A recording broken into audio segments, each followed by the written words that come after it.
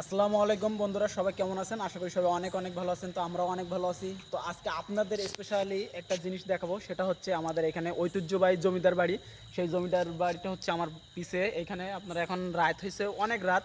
তো এটা হচ্ছে আপনারা দেখতে পাচ্ছেন শুধুমাত্র একটা মানুষের জন্য, সেটা হচ্ছে আপনাদের বিনোদন যে ফানি কন্টেন্ট তৈরি করে আতিসা, ওনার জন্যই দেখতে পাচ্ছেন। উনি আজকে আসছে এই 2 মাস 20 দিন পরে। তো আসার পরে বললো যে আজকে দর্শকদের একটা কিছু দেবো, তো চল এক জায়গাতে ঘুরে আসি।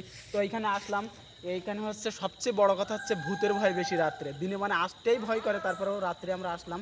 তো এইখানে হচ্ছে আসেন, আপনারা দেখাবো এই জমিদার বাড়ির কী অবস্থা। তো আসেন, এটা হচ্ছে আমরা এই তার আগে বলি, এই বাদামও নিয়ে আসছি যে আমরা সবাই মিলে একসাথে বাদাম খাবো এবং ভূতেরও নিয়ে বাদাম খাবো আমরা, ঠিক আছে? তো আসেন, এখানে দেখা জমিদার বাড়িতে লাইন দেখেন। এই এই দেখেন কি অবস্থা। এখানে হচ্ছে মানে এত পুরনো ইট হয়ে গেছে, মানে ইটের গায়ে যেরকম আপনার একটা প্লাস্টার খসে খসে পড়ে, ইটও এরকম খসে খসে পড়তেছে। দেখেন আকাশের দিকেও একটু ধরেন, দেখেন গাছ, মানে বাড়িতে এখন মানুষের বসবাস নেই, বাট হচ্ছে গাছে সব কিছু ভরপুর।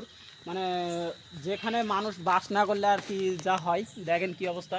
এই সাইডে আসেন, এখানে আবার একটা গাছও আছে, বড় গাছ। এখানে প্রত্যেকটা জায়গা আমি লাইন মেরে দেখাচ্ছি আপনাদের। এখানে আসলে ভিতরে অনেক ভয়ঙ্কর জায়গা। আর এইখানে যে জমিদার ছিল রামপাল নাকি, আসলে আমার শিওর মনে নেই, মেবি এমন কিছু হবে। আর দেখেন এখানে হচ্ছে প্রত্যেকটা শিকড়, মানে প্রত্যেকটা জায়গা হচ্ছে শিকড় হচ্ছে প্রবাহিত করছে, এবং প্রত্যেকটা জায়গায় হয়ে গেছে, কারণ এখানে বহুত বছর ধরে হচ্ছে, মানে আমার জন্ম থেকে আমি এখানে শুনিনি যে মানুষ ছিল, বা তার আগে ছিল, কয়েক শ বছরও হয়তো হবে। তো এইখানে আবার দেখেন ছবি ওঠানোর জন্য একটা করছে, মানে এটা বিশাল একটা ভালো একটা জায়গা। এটা দিনমান হলে আমি আরও দেখাতাম। তো দেখি এখানে কেমন দেখায়, দেখেন। এখানে হচ্ছে আমি একটু দাঁড়ালাম, কেমন দেখাচ্ছে দেখেন। আর এটা হচ্ছে আমি আরও একটা জিনিস বলি, এটা হচ্ছে পুরাতন বাড়ি। এখানে হচ্ছে মানুষ বসবাস না করলে আসলে অনেক অনেক হচ্ছে ভয়ঙ্কর জিনিস বাস করে। এই দেখেন ইটগুলোতে আমি হাত দিয়েও দেখাই, ইটগুলোতে হাত দিয়ে দেখালে এই ইটের সব তো বৃষ্টি হয়ে গেছে, সব খসে খসে পড়ে যাচ্ছে।